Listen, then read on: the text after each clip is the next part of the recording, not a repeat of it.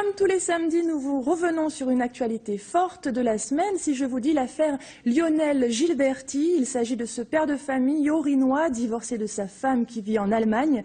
À 42 ans, ce cuisinier vient d'être arrêté, placé en détention. Pourquoi? Parce que privé de tout contact avec ses enfants depuis 18 mois, il avait cessé de payer la pension alimentaire pour protester. Aujourd'hui, l'Allemagne a lancé un mandat d'arrêt européen et demande son extradition. Alors j'accueille à mes côtés Maître Hélène Nicolas, avocate, qui traite souvent des dossiers liés au droit de la famille et au droit franco-allemand. Bonjour. Bonjour. Maître, cette situation peut paraître complètement surréaliste, en tout cas disproportionnée, quand on sait que ce mandat d'arrêt européen utilisé par l'Allemagne a été créé à la suite des attentats terroristes du 11 septembre 2001 pour lutter contre le crime organisé international. Alors ici on s'en sert contre un père de famille. Comment est-ce possible ? C'est vrai qu'on peut se poser la question dans la mesure où il s'agit au final que de pensions alimentaires impayées. Alors ça peut effectivement être important dans ce type de dossier, mais mandat d'arrêt européen prévu pour, comme vous l'avez dit, juste après les attentats du 11 septembre et une affaire familiale qui aurait pu se régler au civil, comme on dit, donc en cherchant par exemple à recouvrer tout simplement les montants dus. C'est une question d'ailleurs je crois qui a été posée par l'avocat de ce papa. La Cour aura à se prononcer sur la question de la proportion entre les moyens utilisés et le but recherché qui est au final de recouvrer une pension alimentaire.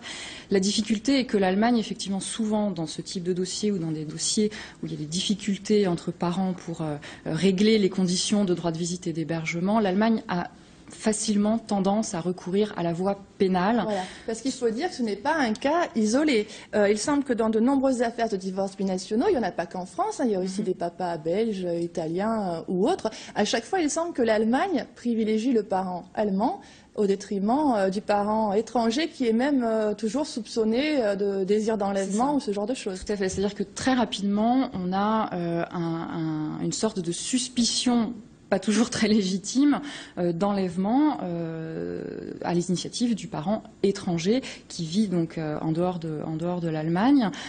Et on va estimer que du coup, il doit exercer un droit de visite et d'hébergement, mais très très encadré, quitte à, si vraiment les soupçons sont très très forts, à aller vers des procédures pénales qui réduisent évidemment les possibilités pour les papas, mais aussi les mamans. C'est vraiment, ça peut être vraiment l'un ou l'autre, il n'y a pas de discrimination ici. Ça veut dire que l'enfant doit rester sur le sol allemand?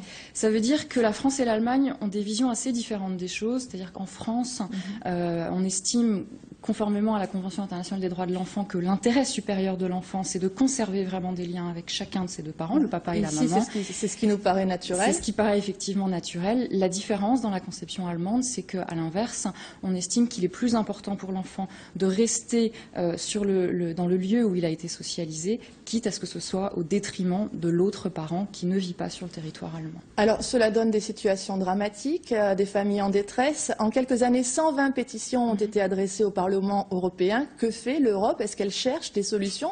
Est-ce qu'elle prend le problème à bras-le-corps? J'ai pas l'impression que ce soit vraiment le cas, effectivement. 120 pétitions, c'est déjà énorme et ça ne recouvre pas tous les dossiers.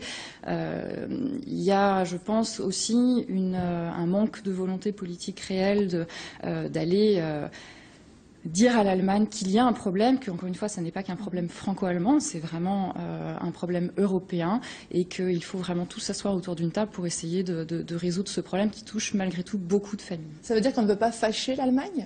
Ça veut sans doute dire qu'on n'a pas d'intérêt à fâcher l'Allemagne sur ce sujet qui passe sans doute après bien d'autres sujets qui font l'actualité actuellement.